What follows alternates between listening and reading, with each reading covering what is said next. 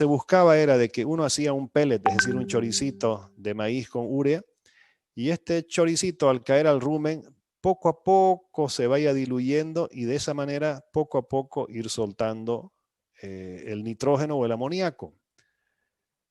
Y finalmente viene esta urea protegida que fue la que usted mencionó, señor, que es una urea que debido a ese recubrimiento que les mencioné, estará liberando su amoníaco, su nitrógeno durante mucho más tiempo. La ventaja de usar una urea protegida es que cuando nosotros no tenemos la certeza de que nuestro personal sea cuidadoso, con urea protegida, la probabilidad de que haya una intoxicación por exceso de urea es básicamente mínima. Yo ese es un lujo que me doy en mi propiedad, de que puedo dar 120 gramos de esta urea. ¿Y por qué lo hago? Esta de acá cuesta 350, 400 dólares tonelada. Esta de acá normalmente cuesta $2,000. Entonces, entrené bien mi gente y ya me puedo dar ese lujo. Pero cuando nosotros no tenemos certeza de que la gente vaya a estar mezclando bien, distribuyendo bien, bueno, ahí el uso de una urea protegida se vuelve interesante. Doctor Mariscal, nos tomamos una pausiña. Como guste. Porfa, de unos 10 minutitos. Sí, 10 minutitos. ¿Cómo no, ingeniero? ¿Listo? El tema de la urea está súper interesante porque es uno de los recursos que más necesitamos utilizarlo acá. No, y eso lo vamos a saber utilizar como no se imagina de aquí a una semana cabalmente. Después de que Perfecto. hayamos eximido a, espero yo, mínimo 4 personas, doctor. Le cuento que van a haber más. Ojalá, pero sin copia, porfa. No, lo que pasa es que son medio mudos, estimado ingeniero, pero son gallísimos. No lo dudo, y va a ser una Están medio satisfacción para mí mudos, ver. no están queriendo hablar. Y una vez les afloje la lengua y va a ver, van a hablar más que cualquiera. Está bien los 10 minutos, estamos atentos, Porfa. no vamos a salir de sala. Listo, señor. Vuelvo, ¿sí? En 10 minutos. Con Un permiso. abrazo, un Gracias. abrazo.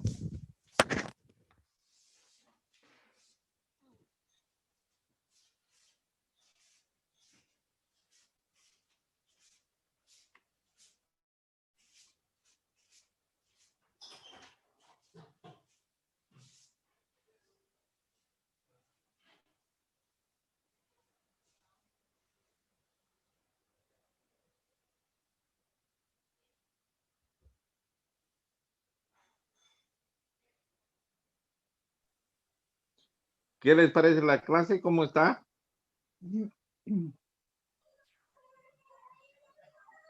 Una belleza, doctor. Está sumamente interesante, ¿no?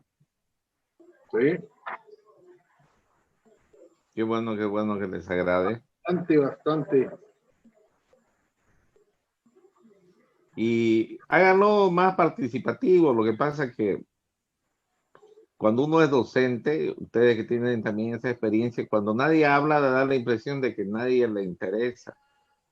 Entonces pregúntenle, aprovechen, es de excelente calidad. Es uno de los mejorcitos, le puedo decir, de Bolivia, especialmente en el desempeño y esa forma tan abierta que tiene para enseñar todo lo que sabe, ¿no? Ahí uno sabe la calidad de persona que es. Pueden haber otros que tengan algún dominio en un área específica más, pero son especiales. No quieren, no quieren compartir ese conocimiento.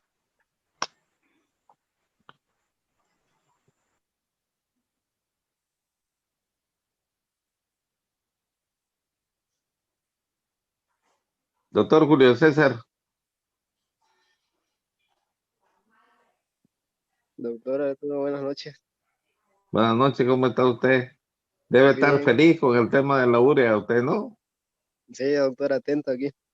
Tiene que Tomando tomar apuntes. todos sus apuntes y todo eso porque ahí va la tesis, ¿no? Sí. Estamos tomando nota de todo. Yo estaba pensando de que debería la universidad producir la urea protegida con un polímero. No es mayor inconveniente, les cuento.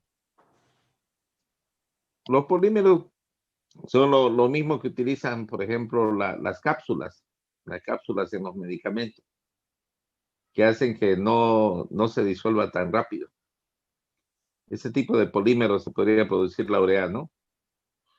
Pucha, sería formidable que en la universidad se produzca una urea de liberación más prolongada. Se puede hacer un proyectito para eso.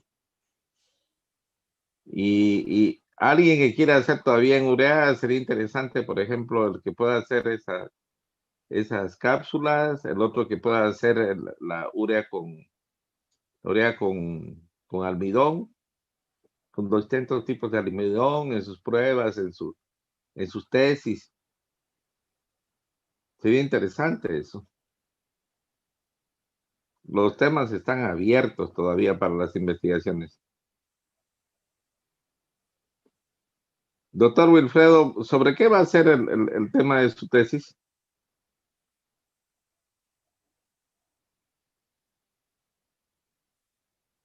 Doctor Wilfredo Salazar.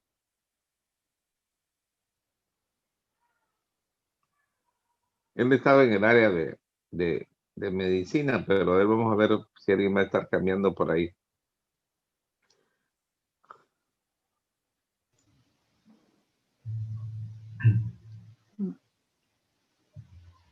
Doctor, ¿y usted va a hacer en reproducción nomás? Estamos en ello.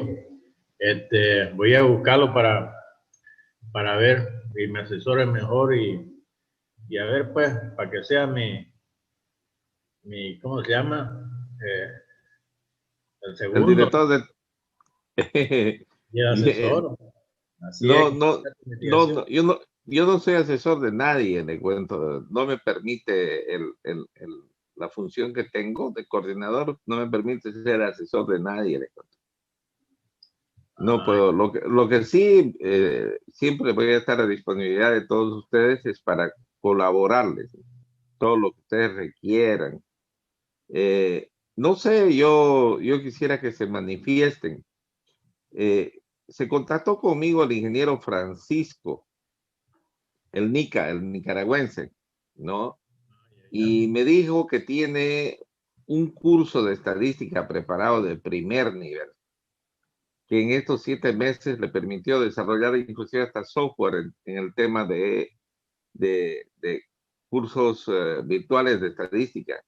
Si por si acaso les interesara el curso, sería interesante que me hagan saber, que se manifiesten en eso, porque podemos hablarle al ingeniero para que nos dé el curso, ¿no? Porque de una u otra forma creo que es súper necesario el tema de que vayan reforzando más la estadística. Sería buena idea, doctor. Y lo que quiere hacer el ingeniero es un taller, y cabalmente para utilizar, profundizar, digamos, en el uso de software estadístico, y que ya ustedes puedan hacer la aplicación a los temas que ustedes tienen pensado en la investigación. Entonces, se puede hacer sobre algunas modelaciones, se pueden hacer, es decir, resolver algunos modelos mientras ustedes van aprendiendo a manejar el software. El ingeniero Francisco es una persona que trabaja en la EMI y ha desarrollado muchísimo, me estaba contando, en el tema de estadística. Entonces, si quieren ustedes, le podemos hablar para que nos pueda dar un curso de estadística. Podrían definir ustedes el horario, los días, no sé cuándo podrían, que les sea lo más cómodo, y preguntarle, consultarle si él puede en ese horario que ustedes podrían definir. Sería muy interesante de que no dejemos de yo creo que lo que debemos hacer es tener el mejor nivel posible. Sí, sí, dígame. Doctor, ¿sería presencial o sería así por, como estamos ahorita? El tema es que no hay presencial, estimado doctor. Está No hay, bien. Sí, no hay presencial porque la norma prohíbe. La norma han prohibido. Mientras no liberen y digan se aprueban las clases presenciales, inmediatamente regresamos a lo presencial. Nadie se opone a esa situación. Oye, Pero sí estamos bien también. mientras tanto, lo que tenemos que hacer es, no podemos quedar inertes, ¿no? No podemos quedar en una situación tampoco paralizados, porque el único programa de los del posgrado que estaba parado era el nuestro. Y estuvo parado por mucho tiempo. De tal forma de que estaban preocupados. Inclusive a mí me dijo el secretario académico, me consultó y me dijo, no importa el número de personas que hayan, doctor, hay que arrancar. Y eso a mí me preocupa porque sea como sea, es una gran inversión que ustedes están haciendo y pocas veces vamos a tener oportunidad de tener una maestría como la tenemos programada y en el nivel que la tenemos programada, ¿no?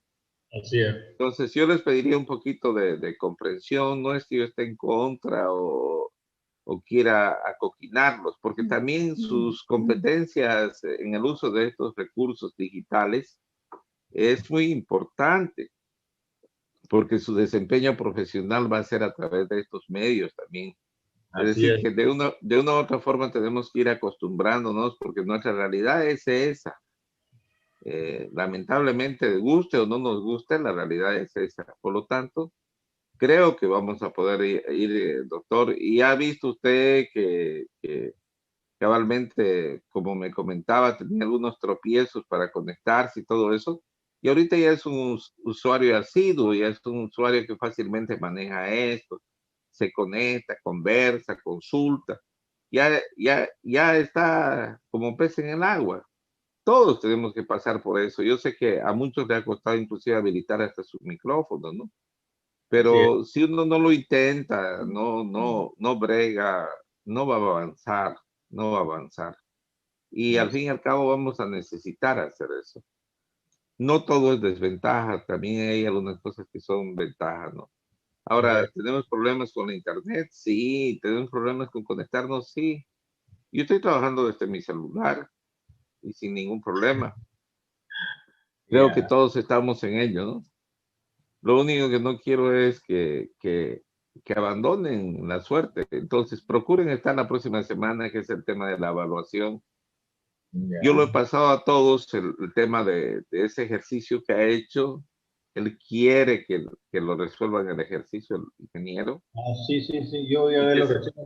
y que se esfuercen tratando de hacerlo, porque él lo que quiere es que se esfuercen. Porque no es, a ver, por favor, Adolfito, pasame la respuesta, ¿no?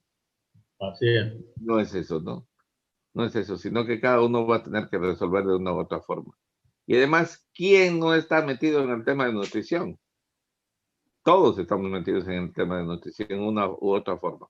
Así es, doctor. Trabajamos con animales, estamos metidos en nutrición y eso es una de las cosas que más nos interesa, ¿no? En reproducción se ocupa bastante porque una vaca que no está bien alimentada, bien nutrida y si le faltan los minerales y todo eso tampoco es productiva, ¿no? Mire, ahorita cabalmente Rodrigo está haciendo su trabajo de investigación sobre ese tema en vacas Nelor. Y nuevamente para probar eso, que lo que ya investigó Pfeiffer, ¿no? En el tema de la condición corporal. Solamente con una condición corporal adecuada, el ganado está, según ya eso es hecho comprobado, está con más del 20% de preñez sobre el promedio que se tenía antes de hacer un control. Es decir, si usted ahorita tiene 55% de preñez, por ejemplo, que es lo más común ese índice en el campo, solamente con agarrar, seleccionar y corregir la condición corporal de sus vacas va a alcanzar sin ningún problema 70%. Imagínense si aplica además un programa de destete precoz. Va a estar entonces por promedios que normalmente no pensaba, rascándole la panza al 80 o al 90%, ¿no? Por ciento de preñez. Peor si va a ser una selección adecuada del ganado a través de los métodos reproductivos que usted conoce.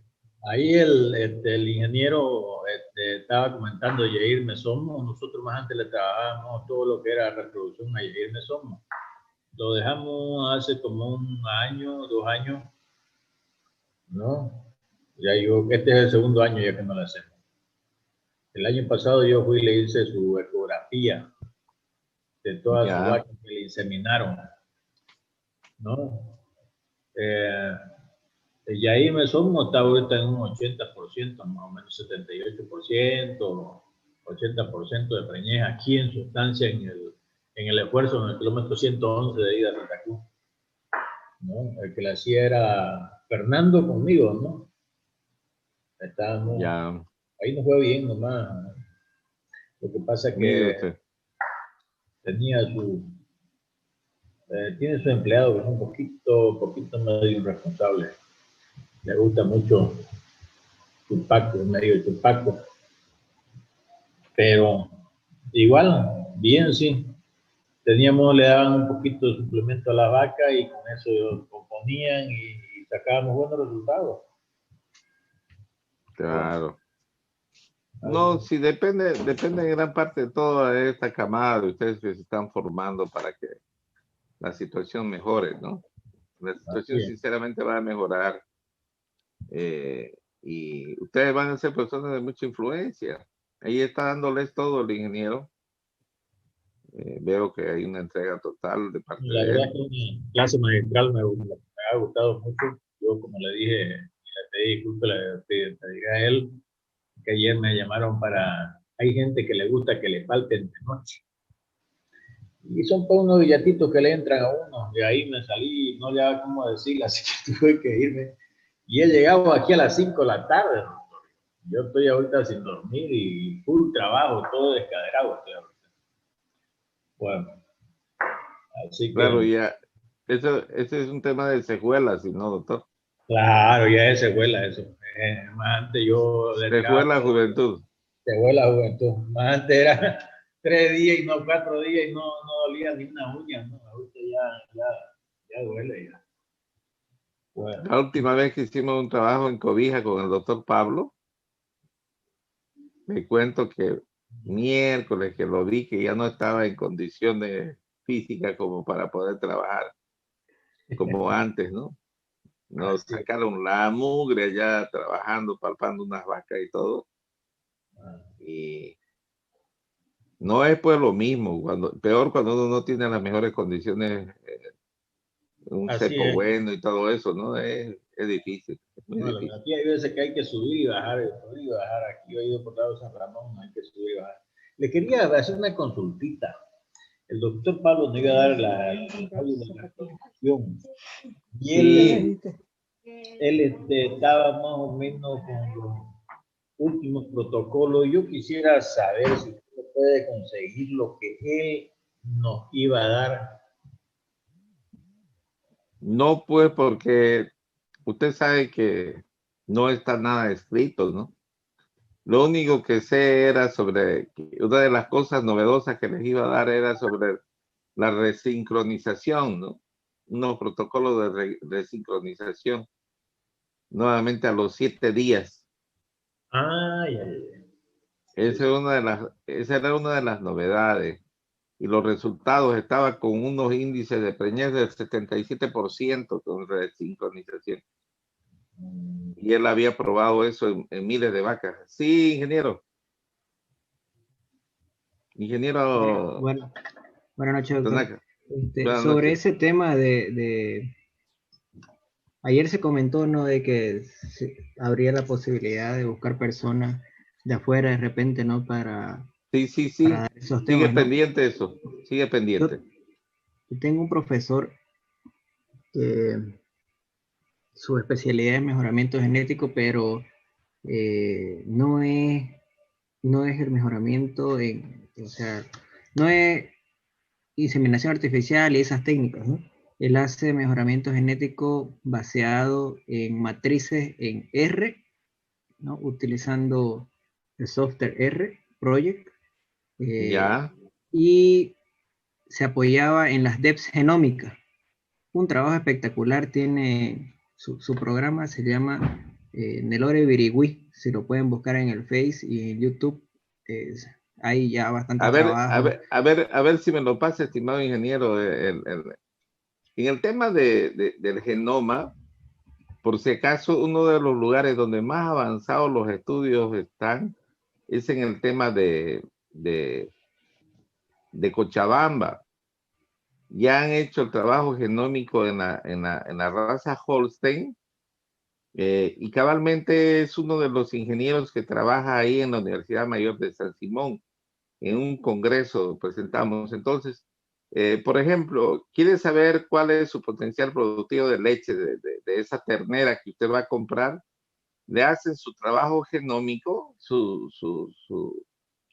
examen genético, y le determina, por ejemplo, cuántos litros tiene de potencial de producción, cuáles son su habilidad materna, las características de su cría, el porcentaje de hembras que le va a parir, todo eso.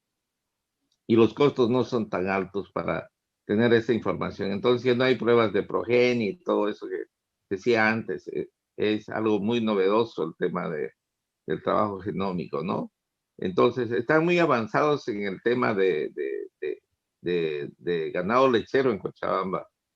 Y particularmente ese doctor tiene 7 post PhD, para que se den cuenta. Él hizo su doctorado en Francia y es muy competente. Pero a mí particularmente me interesa que ustedes puedan entrar en el tema de reproducción, más abocado a la área tropical, porque parece que casi todos se desempeñan en un ecosistema tropical, ¿no?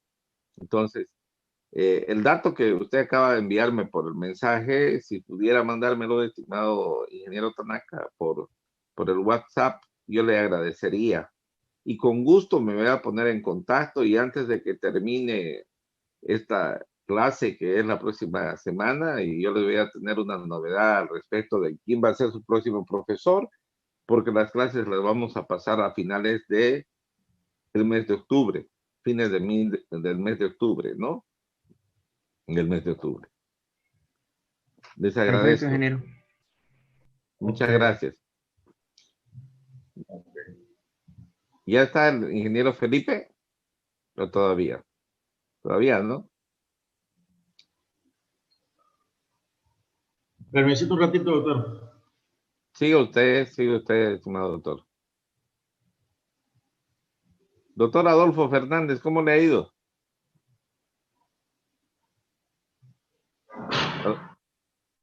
Adolfito, ¿cómo te ha ido?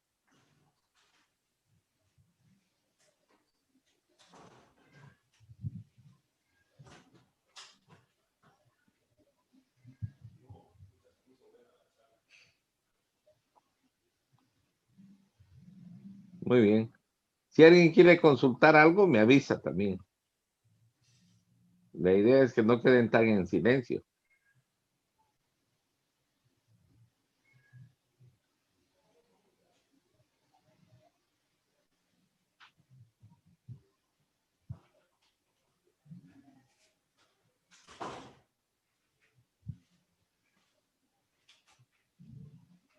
Ingeniero Becky, ¿y lo logró conseguir el teléfono de su profesor?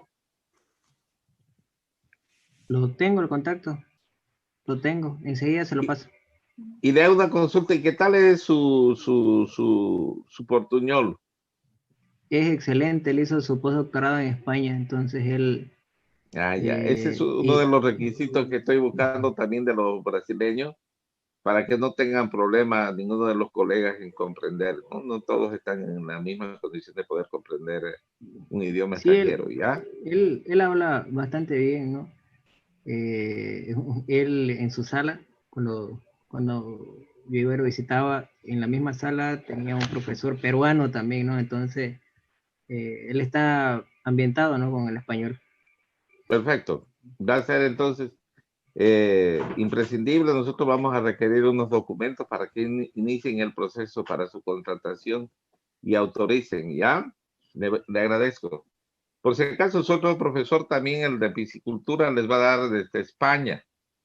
Desde España. Claro que Gonzalo quería venir, sí, acá a Bolivia para el tema presencial. Vamos a ver cómo está el tema de los vuelos y todo eso. Él les va a dar sobre piscicultura. Hablábamos con el doctor Marcos Vinicius, eso. Él tiene la maestría en piscicultura y se ha especializado en el tema del tambacú, el tambaquí y el paique, ¿sí? Y su tesis hizo cabalmente en el uso de la mosca soldado como fuente de proteína en la crianza de paique. Por ahí estuvo su trabajo de Goni. Gonzalo es uno que ha salido acá de nuestra universidad y que está por Europa trabajando ya. Ha ido muy bien, es muy joven. Y parece que ahorita anda por Alemania, por algún lado así lo vi. Pero él tiene programado venir para dar el curso. Él fue el que nos cooperó también con un poco de la concepción de lo que es esta maestría. Han intervenido muchos profesionales para esta maestría. En cada área de su especialidad, ¿no?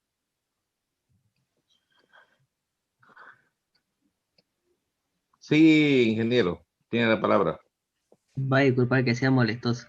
Quería hacer una consulta, ¿no? Buenas noches, Es algo que nos preguntamos entre todos a veces, ¿no?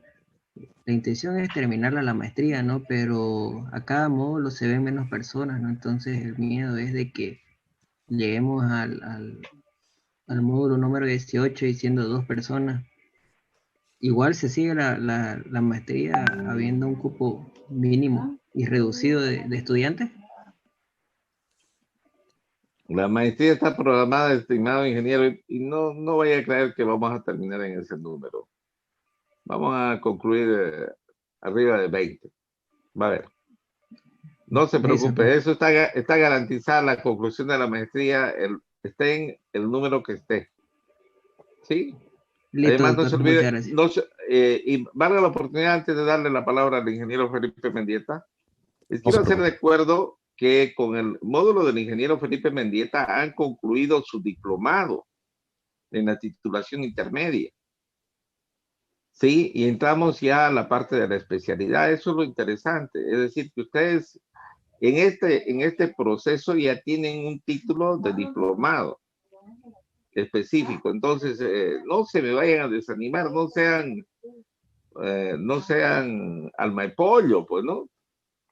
Tienen nomás que adaptarse a los esfuerzos y a la diferencia que hay. Ingeniero Felipe, estábamos conversando, tiene la palabra. Sí, muchas gracias. Muchas gracias. Acá directamente paso a su producto de origen agroindustrial, de origen vegetal. Básicamente, los más representativos al respecto son los famosos afrechos. Uno de trigo y otro de arroz. Afrecho de arroz, me acuerdo hace unos 2 años fui a dar una charla a Trinidad en la Federación de Ganaderos y bueno, habían varios ganaderos que no sabían mucho de las bondades que tiene este alimento. El afrecho de arroz es un alimentazo, señoras y señores. Es una belleza. Y vamos a analizarlos acá. Yo no sé por qué no puedo poner mi cursor. Pero en fin, vamos a hacerlo con el puntero. Fíjense, bueno, aquí está un poquito descuadradingo. Está el afrecho de trigo, si me están siguiendo. Proteína bruta. Se ve bien. Muchas gracias. Proteína bruta, 19.7. Algunos promedios. El afrecho de arroz un poquito menos. Fibra cruda. Aquí ya se empieza a poner un poco más interesante el afrecho de arroz. Al tener menos fibra significa que va a tener más energía. Pero fíjense esto, grasa. 3.67 el de trigo y 13.68 el afrecho de arroz. Nutrientes disponibles totales 85.3, 83.5, calcio, fósforo. Esto es una belleza, señores y señores. El afrecho de arroz per se ya es casi un alimento. Inclusive serviría para destete precoz. El puro darle afrecho de arroz con un suplemento mineral y vitamínico, por ejemplo, para una vaca lechera de un porte de unos 12 litros, ya con afrecho de arroz tiene suficiente el señor. No tiene que andar haciendo mezclas de soya y esto y lo otro. Interesante al afrecho de arroz, por ejemplo, ponerle un poquito de urea y ya se tiene un alimento. Afrecho de arroz, aparte de eso, es muy palatable, es decir, que a los animales les gusta y lo van a consumir con mucho gusto. Eso es algo realmente interesante. Pero acá fíjense, grasa 13.68 versus 3.67. Esto es algo muy interesante porque al tener un alto nivel de grasa va a tener un alto nivel energético. Pero ¿cuál es la parte negativa de este tenor alto de grasa? ¿Alguien me podría decir?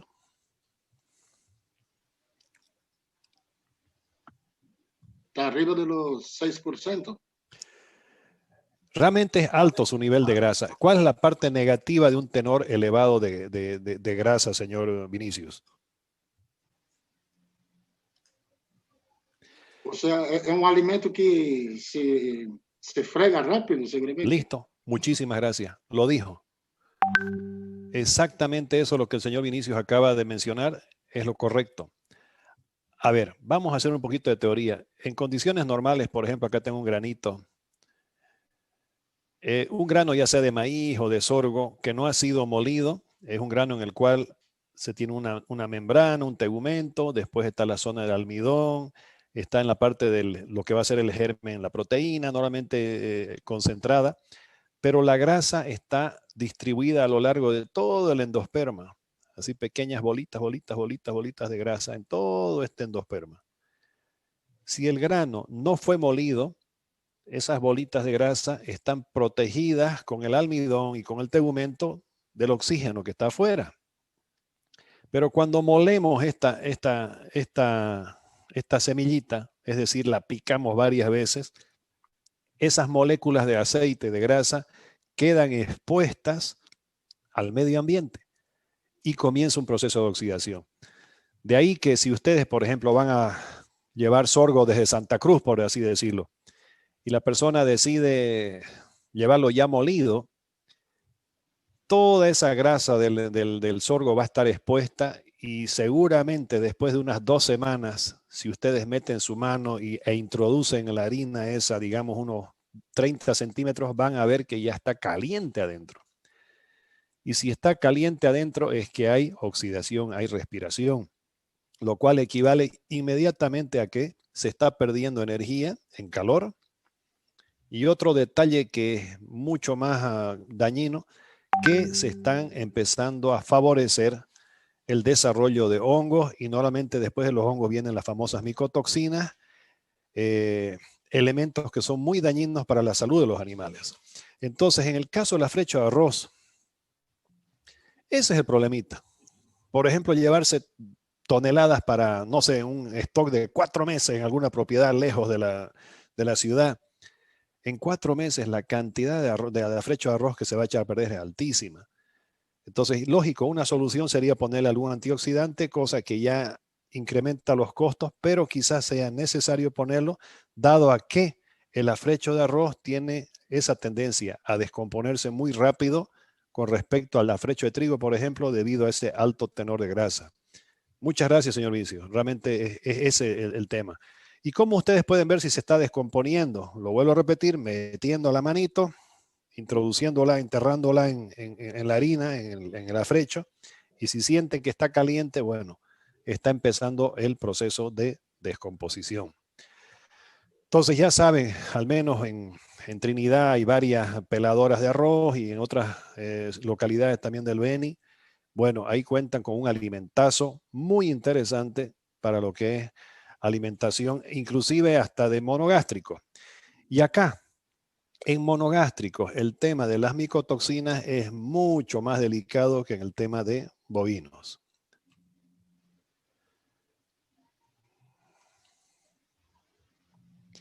De la soya hay otros subproductos: cascarilla de soya, soya solvente, granillo de soya.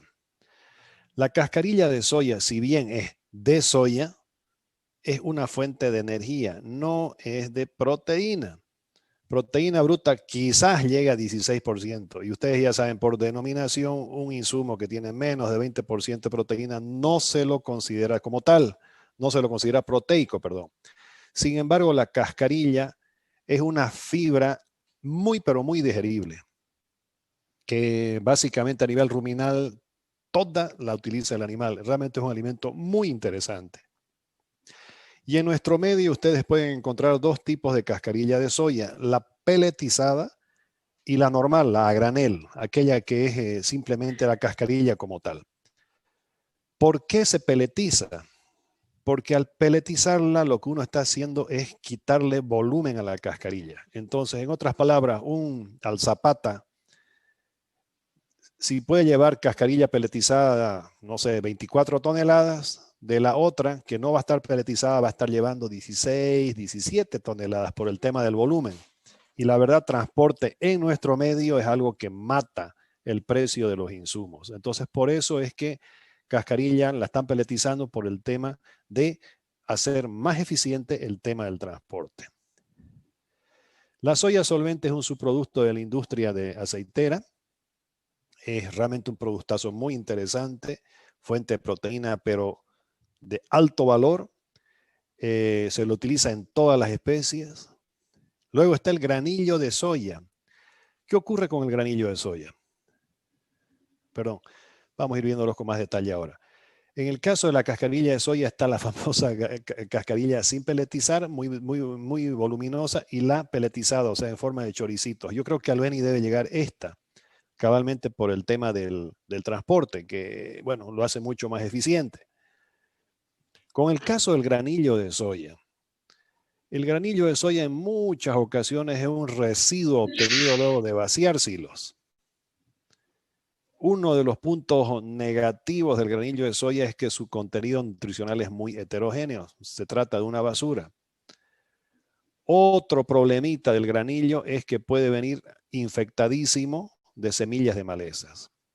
Y otro problema con el tema del granillo es la viveza criolla. Por ejemplo, acá esto lo saqué por las 4 Cañadas, donde un cliente de la misma bolsa ustedes obtenían esta.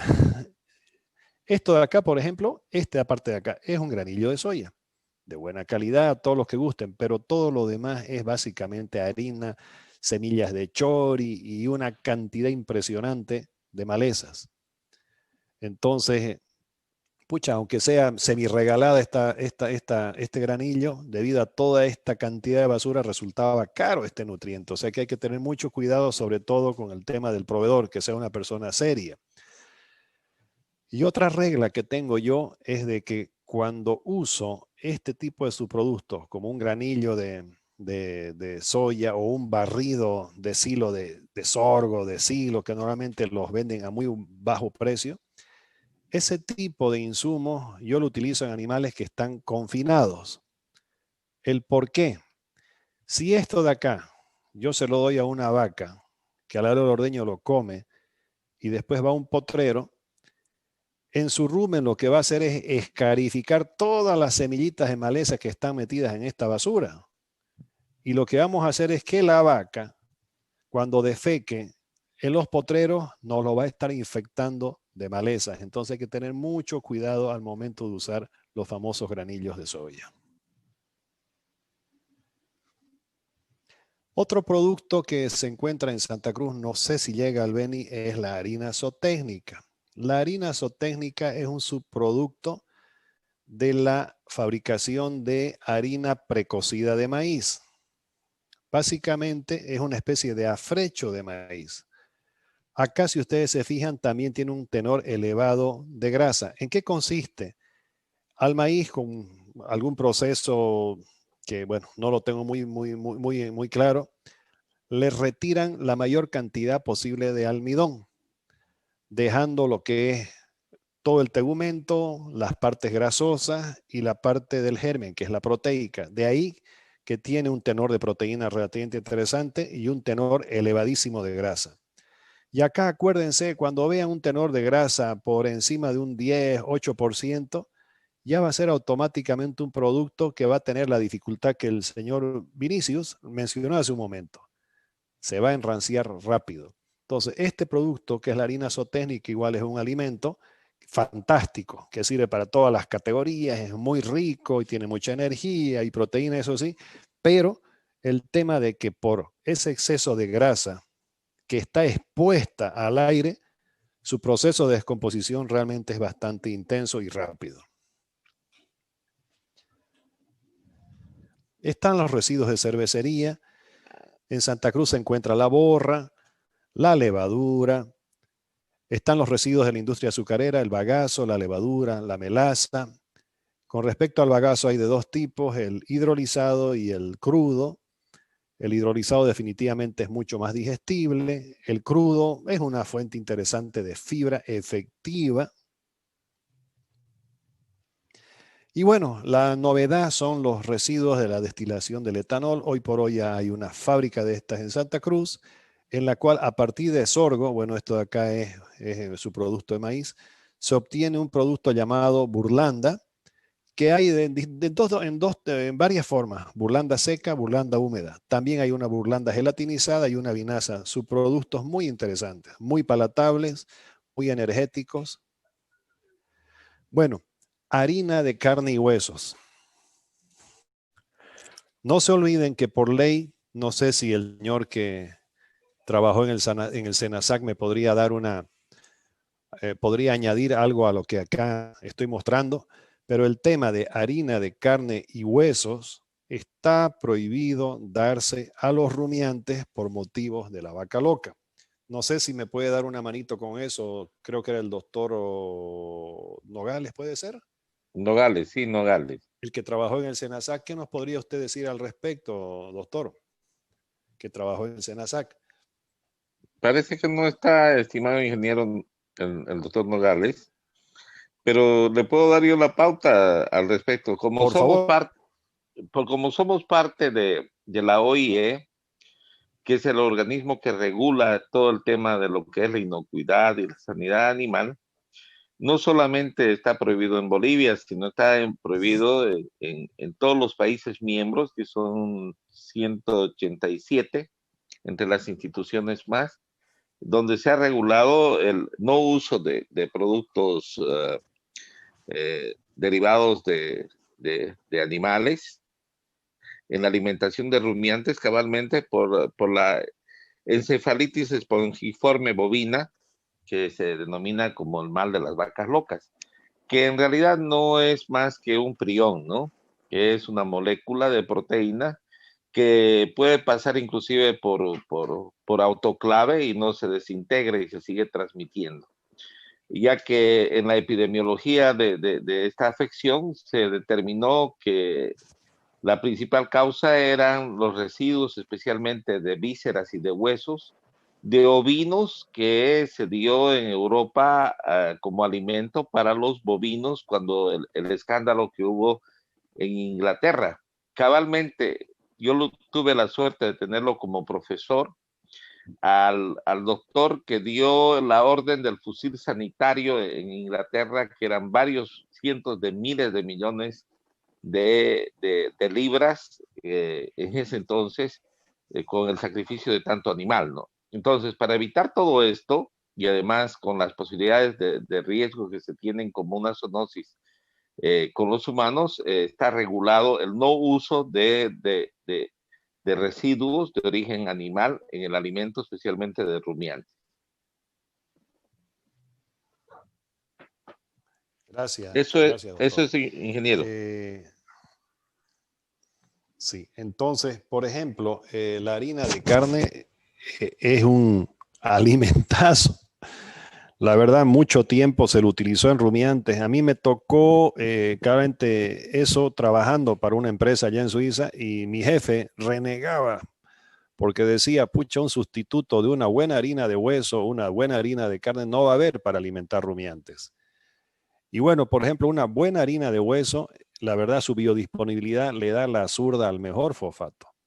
Ahora, yo pienso que de aquí a unos 30 años a rayar, vamos a tener que ver la forma de reciclar, porque las minas de fosfato, estoy seguro que en unos 30 años más no van a tener una piedra más para moler y vamos a tener que llegar a eso, a reciclar. Entonces, bueno, hoy por hoy harina de carne y harina de hueso, señoras y señores, en rumiantes no se los utiliza, en cerdos se puede utilizar. Es una fuente, sobre todo la harina de carne, una fuente de proteína perfecta porque su perfil de aminoácidos es muy completo, con lo cual el tener que añadir metionina y lisina normalmente bueno, no necesita hacerlo. En el caso de harina de carnes, por ejemplo, hablábamos del ensilaje, les comenté de ese cliente mío que hacía ensilaje de vísceras de pollos.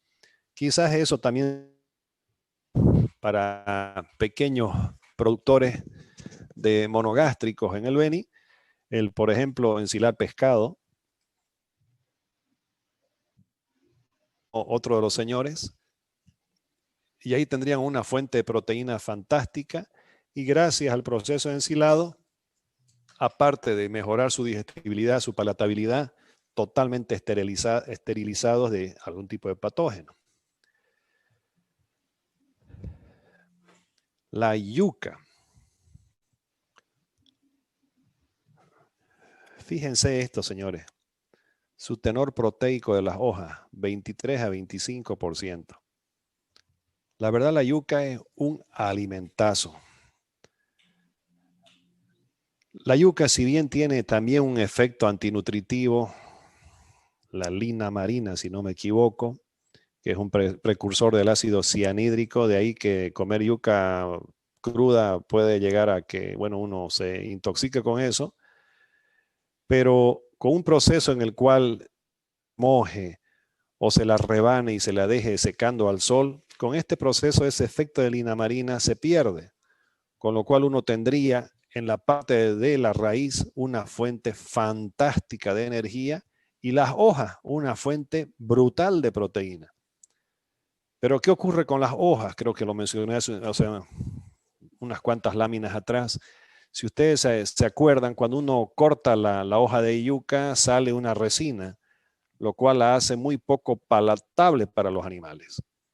Pero si uno la pica, la pisona y la tapa bien, va a tener un ensilaje de primerísima calidad, un olor delicioso, alcohol, por lo visto los únicos borrachines no somos nosotros, también a las vacas les encanta, y con un tenor de 23 a 25% de proteína. O sea, un cultivo racional e interesante de yuca, por ejemplo, para un pequeño productor, es interesante. Y ahí él utilizaría exactamente toda la planta. Las raíces como fuente de energía, las hojas como fuente de proteína. Esta foto, ya les comenté esto, lo tomé yo por el Beni, la verdad, bello, bello, bello. Acá vienen unos datos interesantes. Esto lo hizo el señor Lee McDowell, igual un científico que se dio vueltas por toda Latinoamérica tomando muestras de pastos y haciéndoles análisis. En esta matriz que se ve encima de esta hermosa foto del Beni, podemos ver lo siguiente: los minerales, hierro, zinc, cobre, manganeso, cobalto, selenio y países.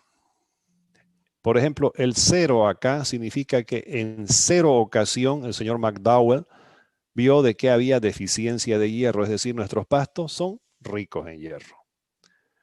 81% de las muestras daban a entender que el zinc en pastos tropicales estaba en cantidades insuficientes para los rumiantes.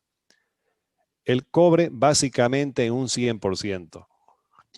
Manganeso en niveles interesantes, cobalto más o menos y selenio relativamente ausente en los pastos tropicales. ¿Esto a qué nos lleva? Y de hecho, y eso tiene su lógica, estamos en el curso en estos días, de que cuando, bueno, la tierra, los bovinos en esta zona, y por algo será, ya después con la llegada de los españoles, y bueno, en fin, ya se fue introduciendo los rumiantes, lo que aquí es un animal que no pertenece a esta zona. Por eso es que estos pastos no tienen todos los nutrientes suficientes como para que el animal supla todos sus requerimientos. Y bueno, esto también tiene su historia. Si nosotros nos imaginamos un poquito y decimos que los requerimientos de los minerales son estos rectángulos parecidos al baldecito ese de Liebig, de la ley del mínimo. Bueno, se tenía de que un animal comiendo pasto y sal de piedra suplía algunos minerales. calcio, fósforo, potasio. Los pastos tropicales son muy ricos en potasio, magnesio algo, sodio casi nada. Y uno tenía un animal debilucho, un animal que llegaba a peso de matadero a los 6, 7 años, vacas que daban terneros una vez cada 3 años. ¿Por qué? Porque faltaba gran parte de los minerales que ellos requerían. Pasó el tiempo y, si no me equivoco, en Sudáfrica fue donde a un ganadero se le ocurrió, luego de ver a bovinos masticando huesos, de molérselo. Entonces, al moler la harina de huesos, se mejoró los niveles de calcio, fósforo, de magnesio, con lo cual ya teníamos animales que no era necesario esperar 6 años para matarlos, sino quizás a los 4 años. ¿Se acuerdan que las funciones del fósforo tienen que ver en muchos eventos del metabolismo animal? Al mejorar la cantidad de fósforo dada al animal, mejoraba la fertilidad y uno no solamente tenía más animales, sino también mejores animales. Con el paso del tiempo se llegó a las mezclas completas, que son las famosas sales minerales que vemos nosotros en nuestros tiempos, con las cuales lo que uno buscaba era suplir a los rumiantes de todos los minerales que requieren para poder expresar su potencial genético. No se olviden que son 4 pilares los que sostienen la zootecnia, porque es uno de ellos. Si nosotros nos entusiasmamos en mejorar genéticamente nuestro hato, pero no nos ponemos las pilas en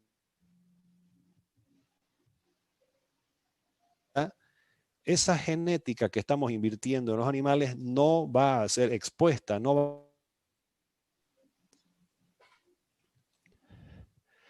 Y luego, esta es una bonita gráfica que nos muestra, por ejemplo, la participación nutricional. Lo que está en verde es la cantidad de nutrientes, en este caso, que el animal recibe vía pasto. Materia seca, bueno, prácticamente todo, los nutrientes digestibles totales casi todo, la proteína cruda la va, supongamos que sea solamente pasto y sal mineral, no estoy hablando de una sal proteinada, pero ya el fósforo ya empieza. Parte del fósforo que requiere ese animal va a tener que venir de algún suplemento mineral, azufre, distintas proporciones, pero si no hay un suplemento mineral, no vamos a poder tener un animal que esté manifestando ese potencial genético. Y acá, señoras y señores, 1 más 1 es 2, o sea, aquí no hay milagro. Ya está por demás tabulado, requiere un animal por día. Eso es algo que vamos a ver también en el transcurso de los siguientes módulos. Y, por ejemplo, en una ocasión me tocó ver un producto que se trataba de mezclar 5 kilos de un polvo mágico en 46 kilos, es decir, un quintal de sal. Esa mezcla diluida en esa cantidad de sal me llevaba a que el rumiante esté consumiendo máximo 30 gramos. Si yo sacaba la cantidad de fósforo y todas las cositas que supuestamente tenía esa mezcla con un consumo de 30 gramos, ese animal no estaba consumiendo ni el 10% de los requerimientos de minerales que necesita para, nuevamente lo digo, manifestar su potencial genético.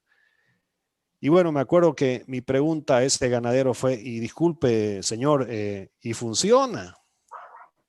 Y la respuesta, doctor Mariscal, me dijo, sí, fíjese, tiñe, me dijo. Pucha la fiesta. Teñía la sal. O sea, seguramente en su formulación ese menjunje tenía violeta de genciana, no sé, algún bromuro de bromocresol, alguna tintura así que en poca cantidad ya tiene un efecto de cambio de color. Y eso era el parámetro de mi ganadero para decir que ese producto funcionaba. O sea, ahí hay que tener cuidado, la verdad, con esos polvos mágicos que muchas veces uno se topa. De hecho, la última vez que fui a San Ignacio de Mojos, puede ser, en una lechería había unos sobrecitos que eran de, si no me equivoco, 200 gramos, que uno lo mezclaba en un quintal de sal. Y cuando uno veía todo lo que contenía ese sobrecito, aminoácidos, que para comenzar un rumiante desarrollado no los necesita, minerales, macro, micronutrientes, vitamina C. O sea, era impresionante, no había espacio ya en la bula de ese sobrecito para meter tantos insumos. Y ahí, bueno, es cuestión de criterio, ¿no? Bueno, si mezclo 200 gramos en un quintal de sal, el animal va a estar comiendo 30 gramos de la mezcla, no va a estar comiendo ni siquiera 3, 4 gramos de ese polvo mágico. Y la verdad, como todo ocupa un lugar en el espacio, pues es imposible de que toda esa sarta de nutrientes estén en realidad presentes en esa mezcla. O sea, ahí hay que tener mucho cuidado con todas esas fórmulas mágicas que de vez en cuando aparecen en el mercado. Enfermedades causadas por deficiencias de minerales son innumerables. Retraso de la pubertad, retenciones placentarias, anestro. Anestro significa ausencia de celo, quistes foliculares, en fin, un montón de cosas. Pero acá no se olviden de que minerales, si bien son importantes, lo principal en lo cual que tenemos que pensar siempre es en energía. Pero los minerales realmente tienen mucho que ver en varias funciones, en varios eventos del metabolismo. Bueno, esa foto ya la vimos. Esto también ya lo vimos de cómo los animales adquieren o consiguen los minerales que necesitan. Y bueno, la diferencia entre un pinchazo o varios pinchazos y darle sal mineral todo el tiempo es la siguiente. Las inyecciones son como olas gigantes, mientras que la sal mineral dada de manera constante, bueno, siempre y cuando el personal lo entienda, es como olas pequeñas. Y aquí viene siempre esa pregunta, bueno, me gusta hacer la pregunta, ¿qué es mejor? 3 lluvias de 100 milímetros o una sola lluvia de 300 milímetros. Lógico, mientras más distribuido esté, va a ser mejor. Entonces, inyectar minerales, la verdad, en lo particular yo lo haría cuando, qué sé yo, un animal por alguna intoxicación o algún evento muy, pero muy esporádico, recién darlo. Porque bien suplementadito, un animal, no hay por qué después de estarle metiendo vía pinchazo el tema de los minerales. Fuentes de minerales inorgánicos. En nuestro medio, la fuente principal de calcio, por ejemplo, que tenemos es el carbonato de calcio o también conocido como calcita. Aproximadamente tiene un 40% de calcio y alrededor de un 85% de biodisponibilidad. Con respecto a los fosfatos, que son las dos fuentes que tenemos de fósforo en nuestro medio, el fosfato bicálcico, que tiene un 18% y 26% de calcio, tiene alrededor de un 90% de disponibilidad. Acá yo la puse la harina de hueso también, pero no se olvide que, bueno, está prohibida. Normalmente tiene un 12.86% de fósforo y su biodisponibilidad realmente es interesante. Aquí en realidad debería ser mucho más. Y así sucesivamente. Vienen todos los otros, las otras fuentes minerales. Por ejemplo, el magnesio normalmente viene de óxido de magnesio. Bueno, el sodio y el cloro van a venir del cloruro de sodio, que es la sal común. La flor de azufre va a ser la fuente normal de azufre, óxido de zinc, sulfato de cobre, pentahidratado con 25%. Y esta gráfica, señoras y señores, vamos a aprender a usarla también la próxima semana, porque a partir de esto nosotros vamos a aprender a formular nuestras sales minerales. ¿Sí?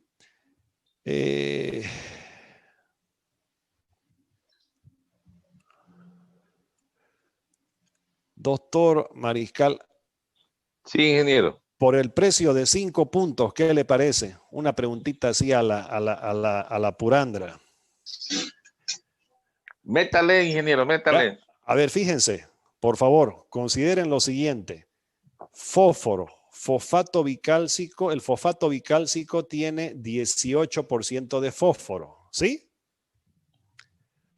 ¿Cuánto de fosfato bicálcico necesitaría yo poner en 1 tonelada de sal mineral para que ésta tenga 4% de fósforo? ¿Me dejé entender? ¿Puede repetir de nuevo, por favor? Por supuesto, señor. Aquí vemos que el fosfato bicálcico tiene 18% de fósforo. No se preocupen por lo del calcio. Solamente pensemos en 18% de fósforo. ¿Listo? La pregunta es, ¿cuántos kilos de fosfato bicálcico tengo que meter en una tonelada? O sea, para hacer, esa sería la mejor forma de decirlo, perdón. ¿Cuántos kilos de fosfato bicálcico necesito para hacer una sal mineral, una tonelada de sal mineral que contenga 4% de fósforo? A ver. Son las 21:36, a las 21:41 repartimos los primeros 5 puntos. ¿Puede repetir nuevamente, por favor? Sí, señor. ¿Cuántos kilos de fosfato bicálcico usted necesita? Ya. En 1000 kilos de sal mineral para que ésta tenga 4% de fósforo. 18%. Ahorita vuelvo, voy a buscar agua mientras tanto. Perfecto, no hay ningún problema.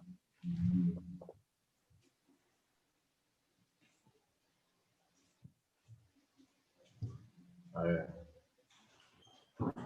Le pongo 5 kilos.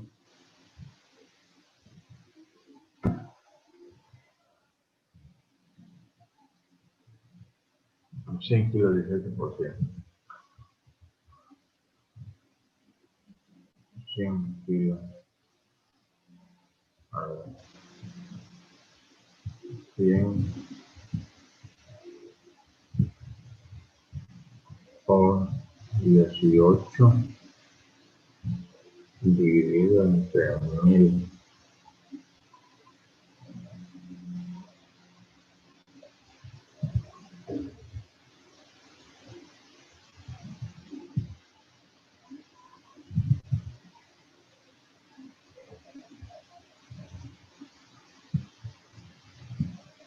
Dividido entre 8. Ya. 1000 dividido entre 8. Igual.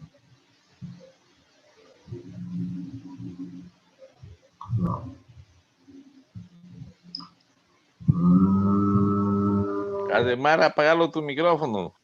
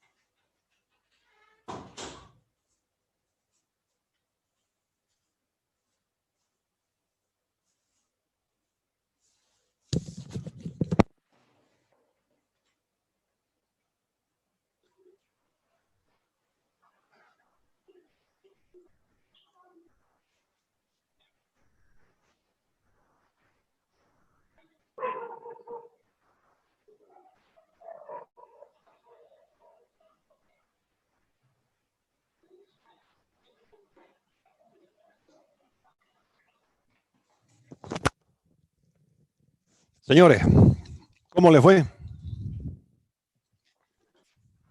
Ahí vamos, Inge.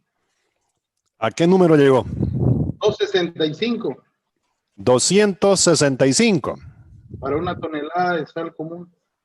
265 por 0.18 le da 47.7% de fósforo.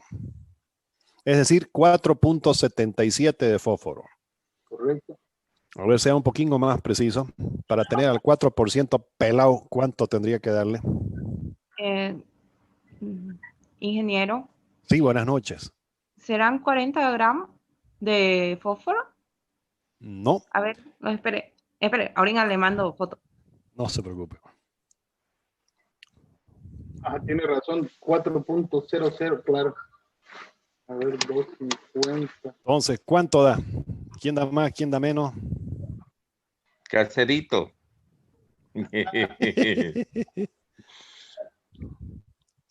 Claro, es que Dominicius, ¿cuánto le dio?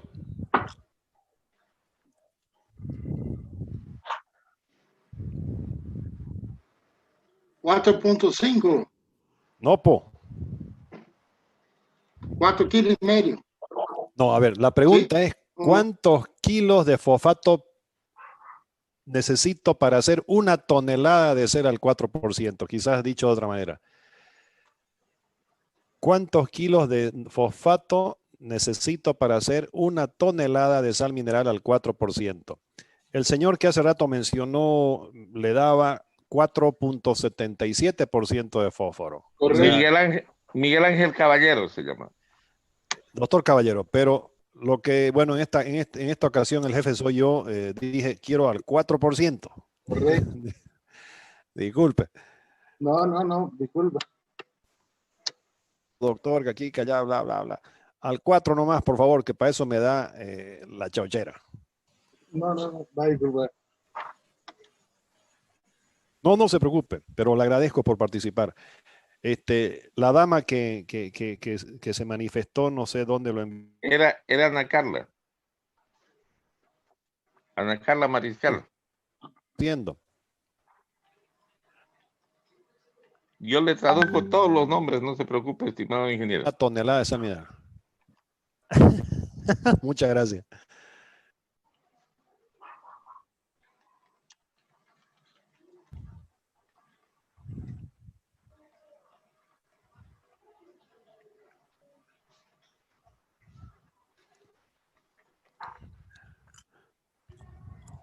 Pregúntele a la doctora Patricia Toledo, tiene una forma de razonamiento interesante, le cuento. A ver, ¿cómo podríamos hacer? ¿Será que ella puede compartir? O no, que nos diga. Por favor, doctora Toledo, ¿cómo lo hizo? Buenas noches, ingeniero. Doctora, buenas noches. ¿Cómo está? Buenas noches. Estaba haciendo una regla de 3 simple. Belleza. Sí, para 100 gramos necesitamos, son 18 gramos en realidad del fosfato, ¿no? Entonces Exacto, me sale 235. Caliente, tibiecito. No, 235. poquín o menos tiene que ser. A ver, si estamos pidiendo una sal mineral que tenga 4% de fósforo, ¿cuánto fósforo tiene que tener en 1 kilo esa sal mineral? 4% de 1000 gramos son 40 gramos, ¿verdad? Sí, cierto. Entonces, ahí ya se podría empezar a fabricar su regla de 3 simple, doctora. Ya tiene un dato. El fosfato per se tiene 180 gramos por kilo de fósforo, ¿verdad? Y yo quiero llegar a 40. ¿Cuánto necesito?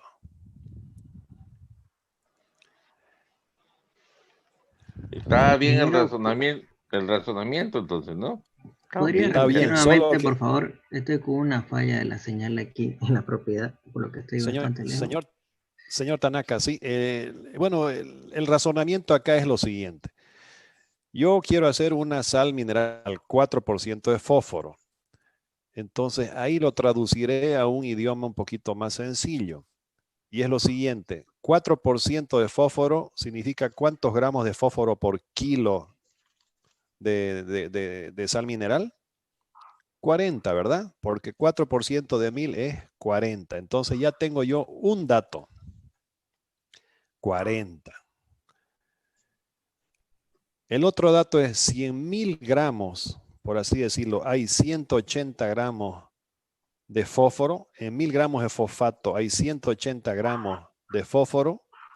40 gramos de fósforo. ¿En cuántos gramos de fosfato habrán? Y plum, sale. Son dos, no es A ver, 222, ¿no? Positivo. 232, sí. No, 222. 222.222222 así para la eternidad. Sí, eso. Y doctora Toledo, si no me cree, le pido un enorme favor. 222.22 por 0.18, ¿cuánto le da? 222 por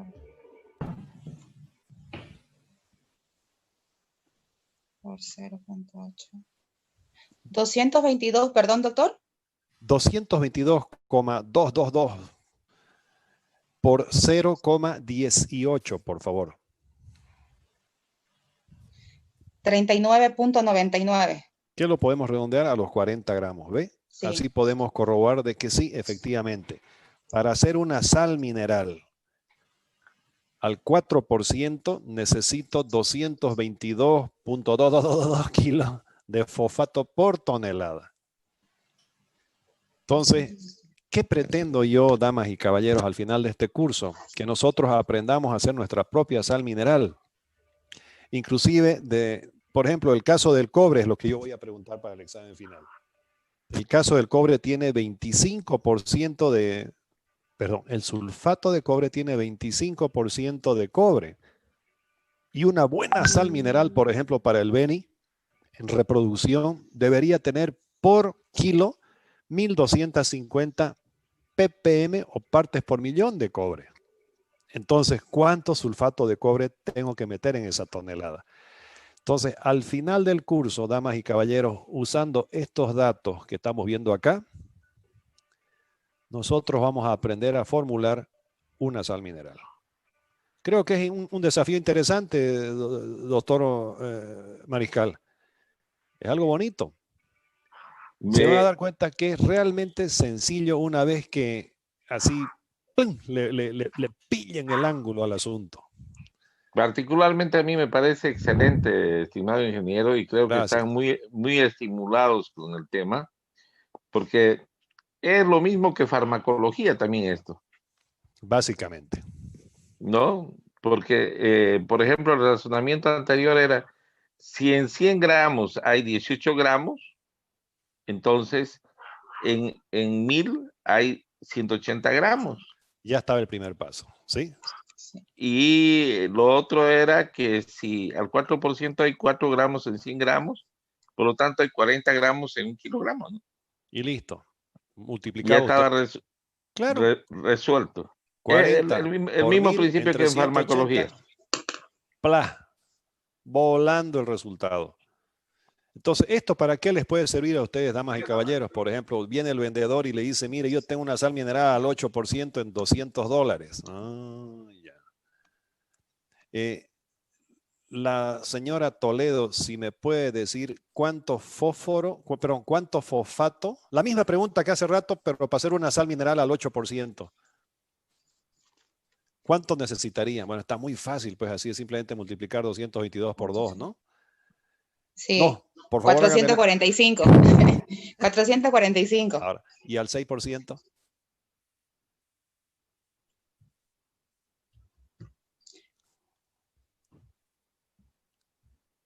$667.5. No. Sí. No sé. No me parece lógico. ¿Se puede? 333. ¿333? .33 hasta el infinito. Ya. Por favor, doctora Toledo, 333.333 multiplique por 0,18. ¿Cuánto le da? 59.9. Sí, redondeando 600. Entonces, eso es otra cosa que yo les sugiero. Cuando ustedes hagan un calculito, después con un poquito de imaginación, hagan el ejercicio al revés y corroboren. ¿Sí? Sí. Entonces, el primer número que me dio usted, bueno, no sé cómo lo sacó, pero estaba cerca. Entonces ahí, antes de ponérmelo en el examen, el número ese, una revisadita. ¿Y por qué en mi caso no acostumbro yo darle puntaje al procedimiento? Es porque para mí un examen es lo que usted va a hacer cuando sea profesional.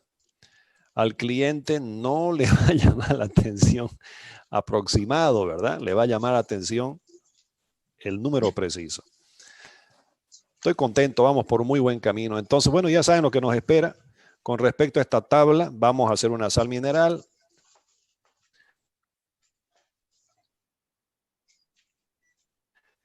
Próximo jueves. Fíjense, el jueves. El caso del cobre, señor Tanaka, que está con mala señal. Mendieta, que es su cliente, le está pidiendo un dato, $250 la hora de asesoría. Plaqui, karate. Pero no le vaya a pelar porque me puede matar mis vacas por sobredosis de cobre. Y ahí los 250 se vuelven, no sé pues cuánto vale una vaca, ¿no? Quisiera yo una sal mineral que contenga, escuchen bien la unidad que voy a decir, 1250 ppm por kilo de sal mineral.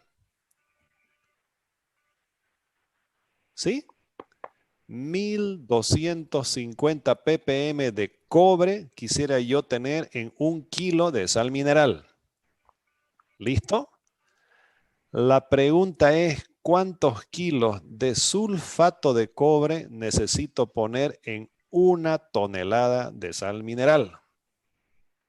Lo que les pediría es un poquito de cuidado con el tema de las unidades. En fósforo estaba relativamente sencillo porque hablábamos de gramos, ¿verdad? Pero acá en sulfato, en cobre, yo ya les estoy hablando de ppm, partes por millón. ¿Listo? Entonces, ahí va a haber un pequeño dilema. Vamos a tener que pasar de ppm a gramos. No se hagan gran dilema porque un ppm equivale a 1 miligramo. ¿Por qué? Porque 1 miligramo es la millonésima parte de 1 kilo. No sé si me dejé entender. Entonces, fíjense, malditango que está en dieta, le está pidiendo una sal mineral que tenga 1250 ppm de cobre, en lugar de decirle que quisiera una sal mineral que tenga 1250 miligramos de cobre por kilo de sal mineral. Acuérdense, miligramos es lo mismo que ppm. ¿Listo? Entonces, creo que se entiende, doctor Marical, para el siguiente jueves. Otro desafío que tenemos. Se entiende. ¿Oh, ya lo tiene? Miércoles, está Creo que violento, sí. don Tanaka. Ya, No, la ya lo palabra tienen. creo, También acuérdese.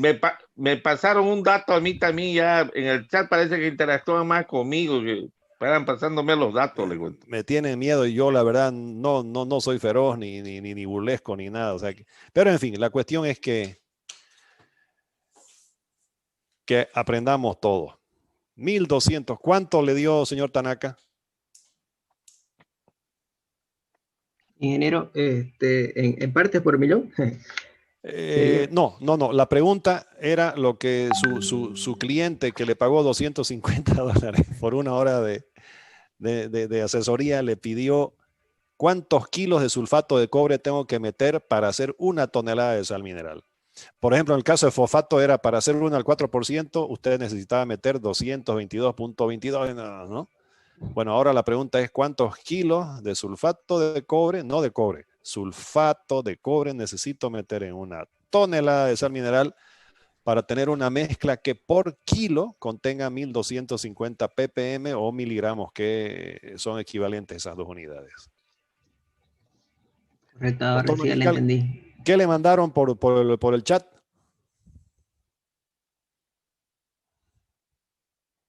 ¿Aló?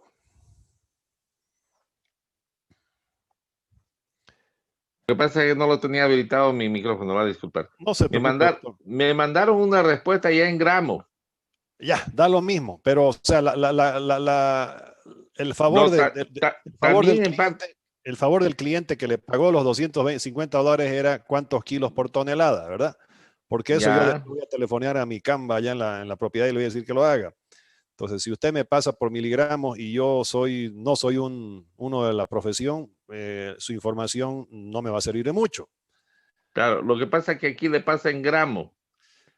Bueno, Y entonces, para yo fabricar, quisiera que argumente, porque en realidad son 1.250 partes por millón, ¿no? claro, por kilo de sal mineral. Así es. Entonces, pero yo quiero hacer 1 tonelada de sal mineral. ¿Cuánto sulfato de cobre tengo que poner en una? Ya. Ok. ¿Cuánto sulfato de cobre usted tiene que poner en 1 kilo de sal mineral para que dé 1.250 ppm? Bueno, vamos a ver. Después lo multiplicamos por 1.000 y ya estuvo, da lo mismo. Aquí me dicen que por kilo 1.25 gramos. Por kilo 1.25 gramos de sulfato de cobre. ¿Cómo podríamos corroborar si está bien eso?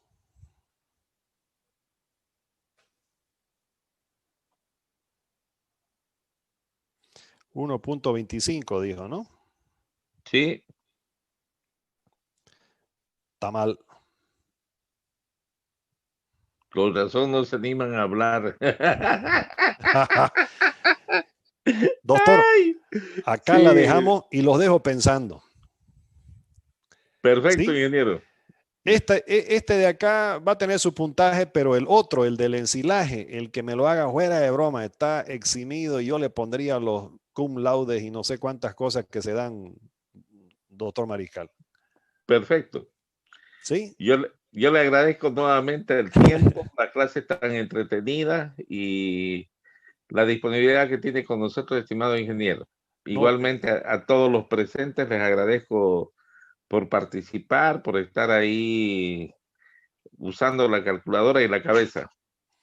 agradezco también a todas y todos que realmente hoy estuvo diferente ayer. Hoy hubo mucha participación y bueno, muy contento y que tengan un muy bonito domingo y procuren hacerlo esto hoy en la noche o mañana tempranito y no a última hora el jueves. Bueno, un gusto, que todo vaya bien y bueno, será hasta el jueves, damas y caballeros. Doctor Mariscal, un gusto, le agradezco a usted también y bueno, que descansen. Hasta luego. Muchísimas gracias, ingeniero. Buen descanso, que tengan una excelente semana.